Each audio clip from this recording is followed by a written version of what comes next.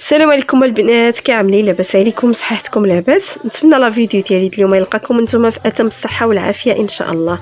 اليوم البنات غادي نحضر معكم عسل منزلي كيصدق 100%. مهم نتمنى تبعوا معايا الخطوات باش يصدق معكم هذا العسل هذا.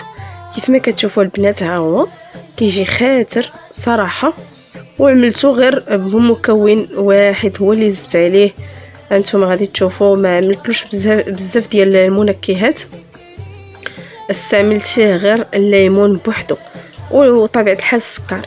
المهم هانتوما معايا باش تشوفوا الطريقه كيفاش غادي نحضر هذا العسل هذا طبيعي وناجح 100%.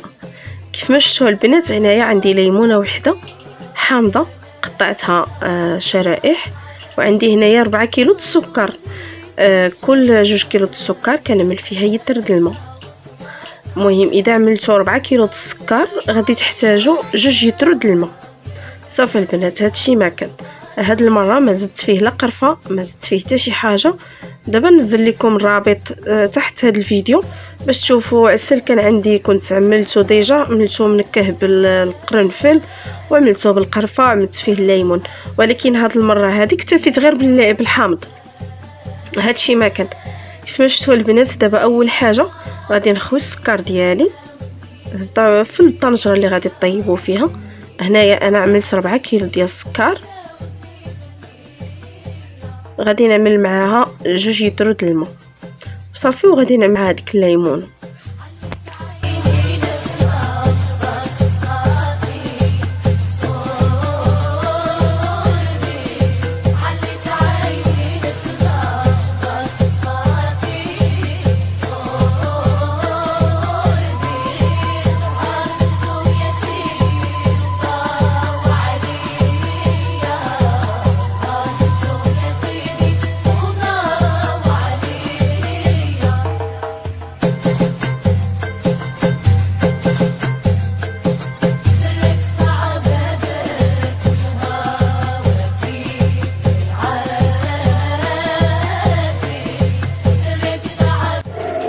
ودابا البنات من بعد ما كبيت السكر والماء وضفت عليهم الليمونه وديك الحامضه، صافي غادي نبقى نخلط مزيان. صافي غادي ننزل دابا الطنجره ديالي فوق البوطه مجهده، غير بجهد ما يغلى ليا داك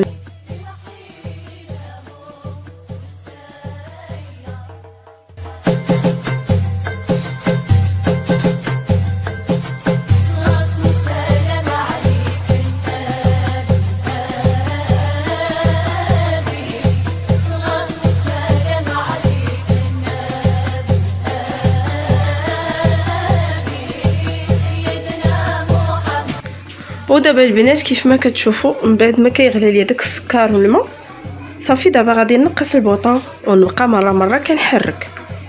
صافي البنات بقاو ماشيين بحال هكا. صافي حتى كنشوفوا ديك الليمونه بدا يتبدل هذاك الكولور ديالها، ما كتبقاش هكاك، كتولي ذهبيه. صافي راه كيكون العسل ديالنا صافي راه دابا كيف ما شفتوا هي بدات كيتبدل اللون ديال هذيك الحامضه. نخليها غير واحد شويه صافي كيولي اللون ديالها ذهبي صافي، وكنطفي على العسل ديالي.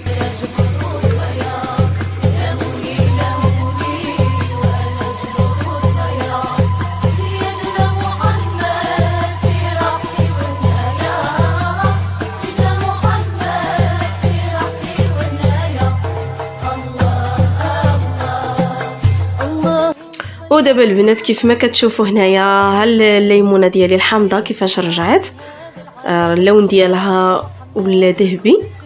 صافي البنات دابا شويه غادي نطفيلو، وملي تطفيولو عملوا واحد شويه في الطبيصل وخليوه حتى كيبرد. ملي كيبرد عاد كتعرفوا واش طلع لكم قاصح ولا طلع لكم خفيف. في حاله ما كان طلع لكم قاصح عملوا واحد الكاس ديال الماء يكون بحال هكا، تغليو العسل وعملوا عليه كاس د الماء سخون، كبوه على العسل ديالكم وخليوه حتى كيغلى مزيان صافي وطفيولو. العسل كيخفف ما كيبقى لكمش قاصح، واذا طلع لكم خفيف غير خليوه كيغلى واحد شويه صافي راه محدو كيغلى هو كيقصاح. كيف ما شفتوا البنات العسل ديالي كيفاش جات ما نشكر لكمش فيها، جات كتحمق. المذاق غزال البنات، مذاق ديال الحامض. وفي اخر ملي كنطفي العسل في خطره كنزيد النكهه ديال الزهر، الروح د الزهر صراحه مع النكهه الليمون كيعطي واحد المذاق ما شهيتكم فيه. نتمنى تجربوه ان شاء الله، والطريقه تكون نالت الاعجاب ديالكم وتكون واضحه. تبعوا غير الخطوات وغادي ينجح لكم. كنتمنى تبارطاجيو الفيديو مع الاصدقاء والاحباب، وجزاكم الله الف خير على مشاهده الفيديو.